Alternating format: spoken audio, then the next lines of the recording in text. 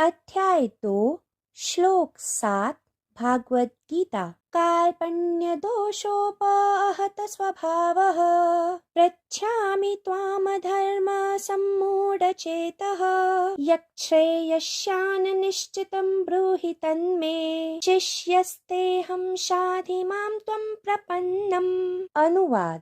इसलिए कायरता रूपी दोष से उपजे हुए स्वभाव वाला और धर्म के विषय में मोहित चित हुआ मैं आपको पूछता हूँ कि जो कुछ निश्चय किया हुआ कल्याणकारक साधन हो वह मेरे लिए कहिए, क्योंकि मैं आपका शिष्य हूँ, इसलिए आपकी शरण में हूँ, मुझको शिक्षा दीजिए। व्याख्या।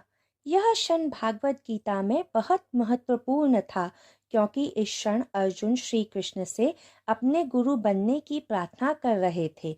वह श्री कृष्ण के सामने पूर्णतः आत्मसमर्पण कर रहे थे।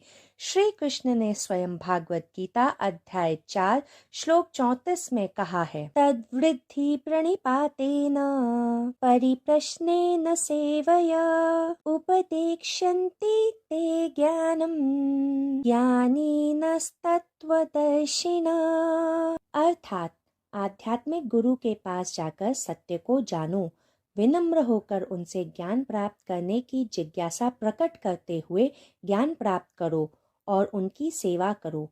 ऐसा सिद्ध संत तुम्हें दिव्य ज्ञान प्रदान कर सकता है, क्योंकि वह परम सत्य की अनुभूति कर चुका होता है।